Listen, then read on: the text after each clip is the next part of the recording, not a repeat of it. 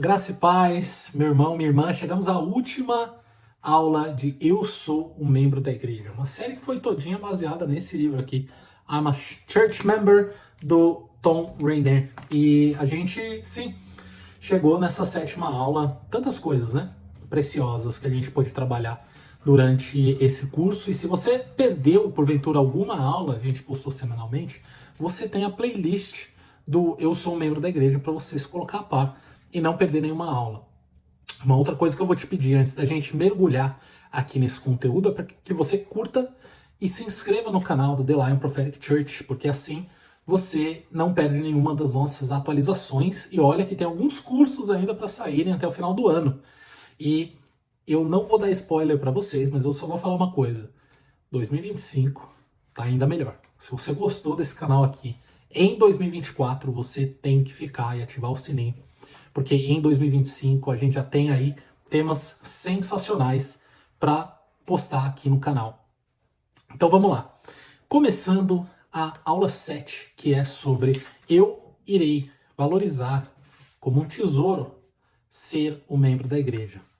Esse é o tema da aula de hoje. Vou contar rapidamente para você a história do Johnny. Imagina aí dois cenários para o Johnny. O primeiro cenário, a mãe dele pede para ele limpar o quarto.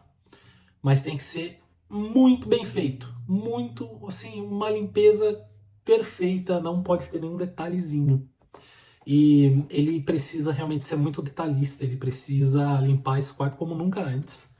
E ele só vai poder sair de lá quando o quarto estiver perfeitamente limpo. E a mãe pede isso para ele. Num segundo cenário, imagina que a mãe do Johnny, ela dá um presente para ele que alguém mandou. E esse presente, ela aumenta ali a expectativa do menino, falando que ele nunca ganhou um outro presente igual, que esse é um dos maiores e melhores presentes que ele já ganhou na vida dele. Qual dos dois, se são apresentados ali para a escolha do Johnny, qual dos dois seriam escolhidos? Acho que a resposta é meio óbvia, né? Johnny ia ficar com o segundo cenário. É óbvio que tudo aquilo que traz a vantagem, toda a expectativa, ele é muito mais valorizado do que um ato de trabalho que você tem que fazer. E por mais que não pareça, esse cenário ele tem muitas relações com a membresia da igreja. Quando a gente se membra, a gente tende a pensar, e foi muito do que a gente falou também na primeira aula, da membresia de um clube, né? Daquele clube que, quando você faz parte dele, você pode esperar que você seja servido, que você tenha benefícios através desse grupo, desse clube que você se membrou. E aí você acha que tem algumas limitações, então algumas regras ou algumas coisas que são esperadas. Por exemplo, o pastor que tem um limite ali de tempo, tem um tempo específico que ele tem que fazer o sermão dele. Ou o ministério de louvor tem o ritmo e as músicas específicas que o ministério de louvor vai tocar naquele culto para que se enquadre ali dentro daquilo que você gosta, as coisas que você espera que a igreja te sirva, os eventos e as coisas que ela pode proporcionar para você e para sua família, entretenimentos e esse tipo de coisa.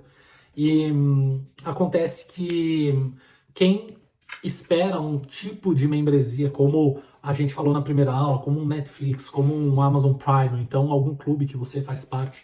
Quando eu era criança, a gente ia no clube do Gugu, era um clube aquático muito legal, que a gente ia lá, a gente esperava que sempre as piscinas estivessem limpas, que as quadras estivessem limpas e livre das pedras para que a gente pudesse jogar uma bola. A gente esperava que os toboáguas estivessem funcionando, que as churrasqueiras estivessem prontas ali nos quiosques para, se a gente quisesse assar uma carne, tudo tivesse ali redondinho, bonito, esperando o nosso dia de desfrute.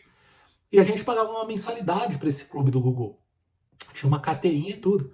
E comparando com a igreja, infelizmente é o que muitas pessoas esperam. Tá bom, eu decidi fazer parte desse clube e eu espero esse tipo de benefício. Eu espero que o pastor ele esteja sempre à minha disposição para que eu fale para ele dos meus problemas, para que ele possa orar por mim a respeito de coisas que eu quero, então coisas que eu preciso. E essa abordagem ela é muito comum nos dias de hoje. Mas aí o que acontece com esse membro quando ele é pedido para, por exemplo, ajudar no ministério infantil, ou ajudar na preparação de algum evento da igreja, ou mesmo auxiliar, né, num teens, nos jovens, qualquer coisa que você tenha de preparação na igreja. Acontece que essa pessoa ela vai ver esse pedido como, muito provavelmente, algo que ela pode aceitar, porque alguém está pedindo, mas fora das obrigações dela. Então, beleza, eu aceito, eu posso fazer o que você está me pedindo, eu tô aqui fazendo parte mesmo, você escolheu a mim para pedir, para falar dessa necessidade, então, legal, eu vou. E só que isso que ela pode sentir como até uma obrigação legalista de fazer, isso vai ser uma oferta, vai ser um voluntariado, mas o coração ele vai estar no lugar errado. Por quê? Porque ela foi servir, não porque ela tem o coração do serviço, mas sim porque ela foi pedida a servir. Ela está cobrindo uma demanda específica da igreja porque alguém comunicou, não porque ela faz parte de um corpo e sabe do que o corpo precisa. Ela vai ajudar alguém porque alguém precisou, e não pelo simples fato da natureza ser o ajudar. E sabe o que vai acontecer com essa pessoa num médio prazo? Ela não vai durar muito. Ela não vai durar muito. Como membra, ou como voluntária, como qualquer coisa, não vai durar muito, porque por mais que o objetivo dessa atitude seja certo e faça parte da identidade da igreja, o coração, ele está errado, é uma má atitude daquela pessoa em relação a isso. Então, agora você pensa isso numa larga escala. Tem gente que fica até bravo quando são pedidos alguma coisa, quando são requisitados. Alguns dão motivo para negar, outros nem motivo dão, porque não é obrigação deles. E eu fico imaginando como o corpo ele pode funcionar se ele tem esse tipo de atitude dentro de si, né? E a realidade é que é impossível você ter um corpo funcional sem membros funcionais. E é por isso que muitas igrejas hoje estão, infelizmente, doentes. Elas não conseguem crescer em sua comunidade, elas não conseguem impactar sua comunidade, ou mesmo ter novos membros e levar o bem para sua comunidade, porque simplesmente elas têm membros doentes com esse tipo de mentalidade. Só que a segunda opção, a segunda atitude da membresia da igreja, de ser um membro da igreja, é a membresia bíblica. É exatamente o que a Bíblia diz a respeito da gente tratar o fato de ser um membro da igreja como um privilégio, como um presente. E a palavra do Senhor nos convida a entender isso dessa forma. E eu vou colocar alguns pontos aqui dessa atitude que é a atitude certa, dessa mentalidade que é a mentalidade certa, para que a gente feche essa série tendo uma compreensão 100%, 360 graus a respeito do nosso coração, aonde que a gente tem que estar, para que a gente possa, primeiro, ser membros funcionais e, segundo, inspirar novos membros funcionais e impactar as vidas. Assim a gente tem a nossa vida impactada, assim a gente tem a nossa vida abençoada por abençoar. Então vamos mergulhar um pouco aqui na perspectiva bíblica do dom de ser um membro da igreja. Eu me tornei um seguidor de Jesus muito cedo, né? Eu tive alguns pastores muito abençoados que me ensinaram como isso é precioso, né? E eu lembro que à medida que a gente vai crescendo na palavra do Senhor e na nossa maturidade também, né? Eu me converti junto com a minha família, tinha 9 anos de idade, a gente sempre foi cristão, mas com 9 anos a gente se membrou a uma igreja e a gente foi descobrindo aos poucos, né? E eu especificamente junto da maturidade no Senhor, a maturidade da vida também. E eu lembro que esse pastor me ensinou muito a respeito do plano da salvação e do como ser um membro e como a gente, na verdade, a gente merecia morrer por conta dos nossos pecados. Se a gente for lá em Romanos 3, no versículo 23, ele fala assim, porque todos pecaram e destituídos estão da glória de Deus. E se a gente for para o Romanos 6, 23, porque o salário do pecado é a morte, mas o dom gratuito de Deus é a vida eterna por Cristo Jesus, o nosso Salvador. A gente já entende que seria impossível a gente, pela nossa força ou pela nossa atitude, qualquer tipo de ato que a gente pudesse ter de bondade na nossa vida, a gente se salvar, porque o simples ato de pecado já nos destitui da glória de Deus. Mas esse pastor ele também me ensinou que através do sacrifício de Jesus, nós somos totalmente limpos, perdoados, e a gente tem o privilégio de viver o reino, como diz lá em 2 Coríntios 5, no versículo 21. Aquele que não conheceu o pecado, o fez pecado por nós, para que nele fôssemos feitos justiça de Deus. É Jesus quem nos justificou. E isso ninguém pode tirar de nós, a justificação de Jesus Cristo. E através do sacrifício do Senhor, se a gente se arrepende, se a gente decide ter uma vida limpa, né? Redefinir os nossos padrões ali, de tudo, né? Da nossa identidade, os padrões das nossas ações, da nossa mentalidade, daquilo que a gente escolheu para ser como indivíduo. E eu lembro que eu também tive, você provavelmente está tendo ou teve um confronto muito grande com a palavra de Deus. Não, mas calma, na verdade, o que eu penso e acho não é o que é mais relevante para a minha vida, e sim o que o Senhor pensa de mim, o que o Senhor diz na palavra dele e para o caminho que ele nos orienta, né?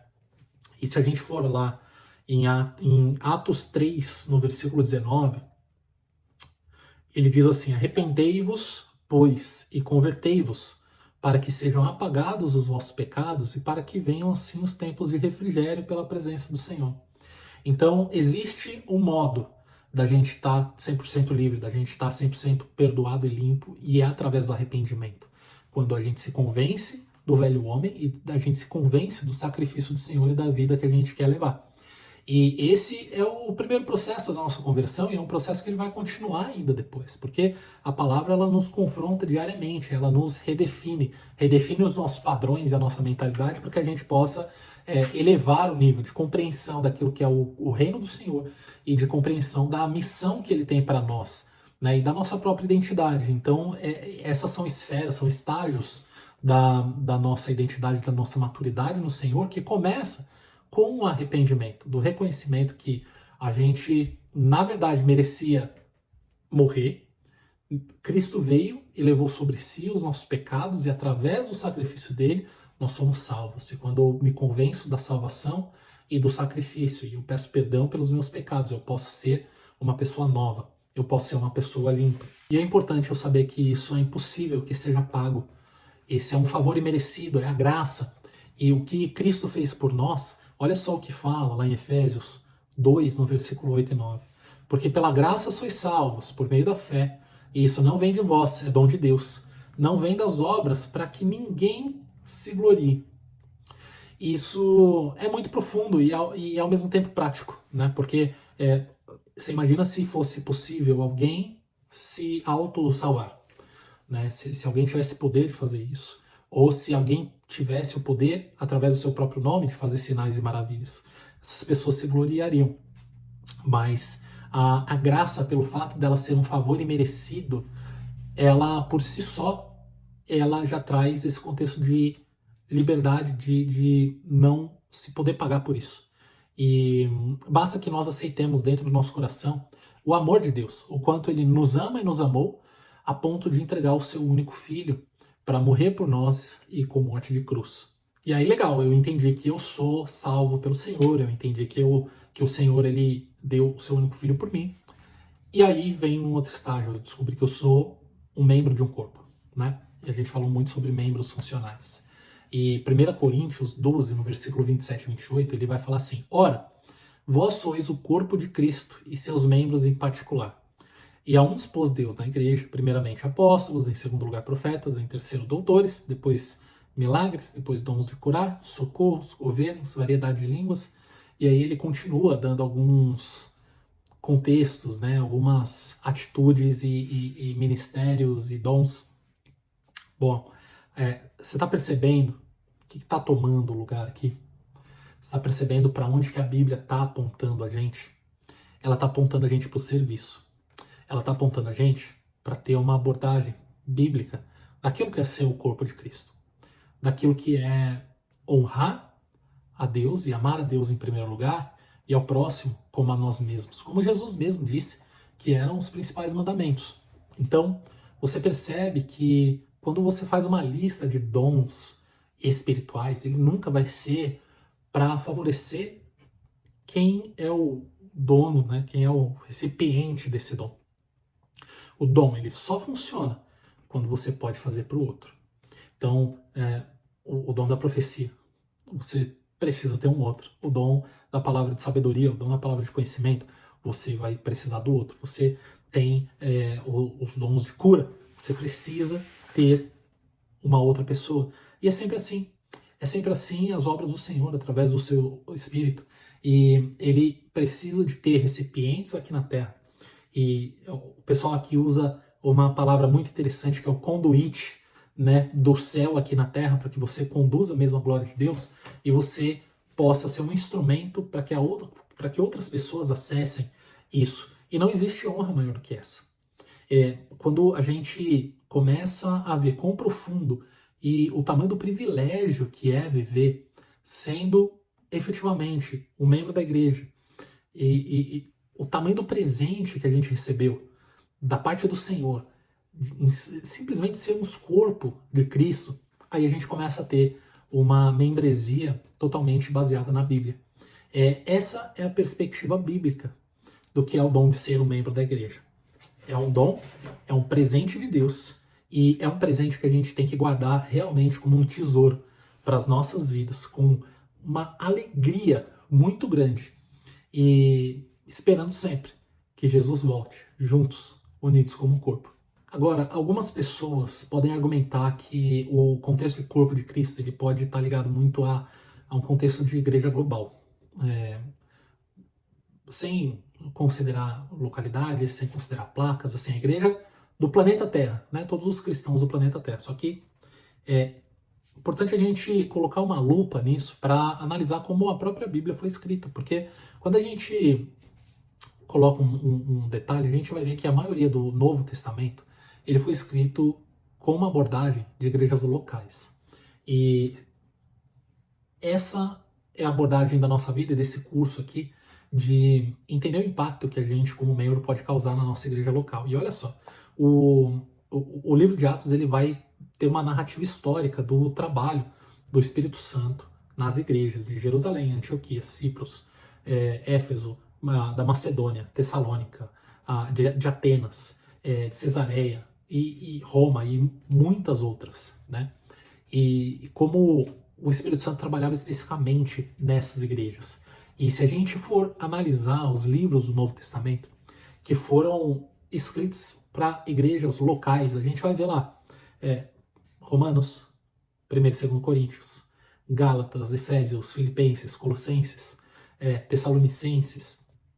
Isso tudo era igreja local, que Paulo, ele ia, implantava muitas vezes a igreja e colocava, mandava aquelas cartas para a igreja.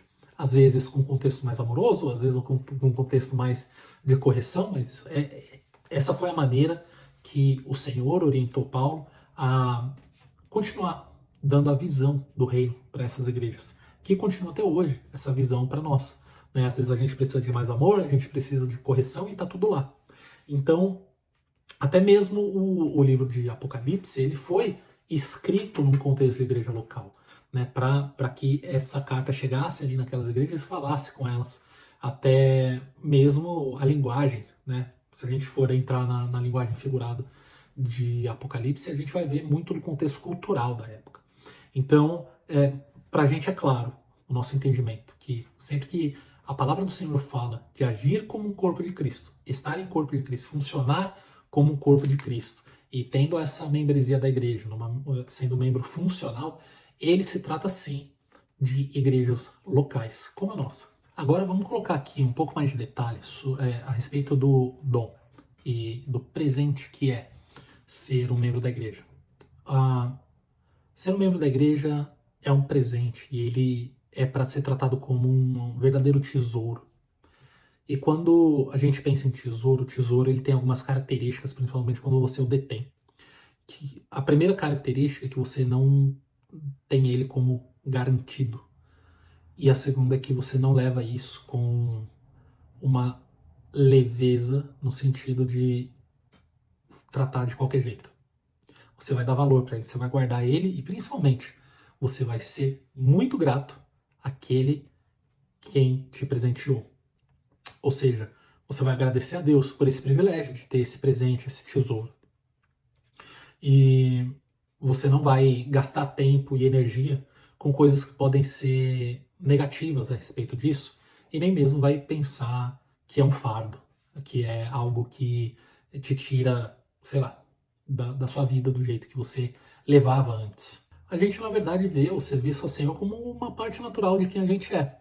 Tá dentro da nossa natureza, isso faz parte já da nossa identidade. Então a gente, pelo simples fato de viver, a gente já simplesmente transborda esse tipo de atitude de serviço, de amor. Então isso faz parte da nossa transformação e do momento que a gente decidiu, mais do que ser membro da igreja, servir a Cristo. Então é algo que nos dá uma alegria já natural e que é eterna, né? Alegria pela nossa salvação e, consequentemente, por ser um membro da igreja. Então a gente considera isso de verdade um privilégio de servir ao rei. Você tenta imaginar e colocar isso num contexto físico, que você tem um rei que governa e você tem a oportunidade de estar dentro do palácio dele, servindo a ele diretamente. Olha só que negócio doido e que alegria da gente estar servindo o Rei dos Reis e o Senhor dos Senhores, o maior rei, o rei criador. Nenhum outro rei nessa terra foi nem será maior do que ele. Esse é o Deus que nós servimos, é o rei que nós servimos. E esse é o privilégio que nós temos. E a mesma gratidão que a gente tem com aquele que nos presenteou com o Senhor, a gente tem a alegria de servir também a família dele. E a família dele são os outros membros da igreja que receberam isso da mesma forma que a gente recebeu. Eles receberam o privilégio de ser membros e serem adotados como filhos e filhas do Senhor. Eles não são perfeitos, assim como a gente também não é. Eles são hipócritas, assim como a gente. Mas por conta da alegria abundante que a gente recebeu da nossa salvação e do privilégio de sermos membros, é que a gente serve a eles e a todos com a mesma alegria. Ser membro da igreja significa que você consegue encontrar alegria em ser o último, ao invés de ser o primeiro. Em servir, ao invés de ser servido. Você lembra quando Jesus falou que o primeiro no reino seria o primeiro que serve aqui na terra? Que os últimos e os menores, na lógica do reino, isso é invertido e eles são os maiores no reino? Você lembra quando na outra aula teve aquela treta dos discípulos e a gente queria ser uma mosquinha para ver a reação depois que Jesus falou e repreendeu eles a respeito de quem que era o maior, e falando que o maior é aquele que serve? Você pegou a visão disso? A membresia da igreja é um dom e a gente responde a esse dom, a esse presente com gratidão. É um caminho chave a gente expressar nossa gratidão ao Senhor. E simplesmente, como que a gente faz isso? Servindo como Jesus e amando como Jesus.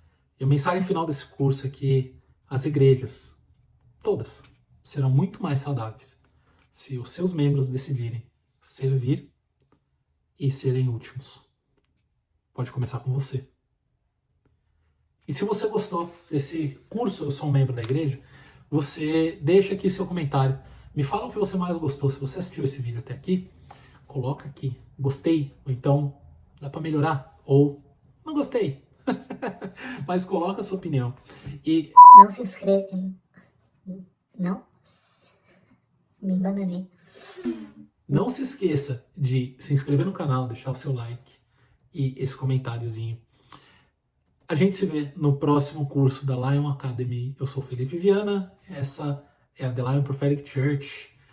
Eu te espero no próximo curso.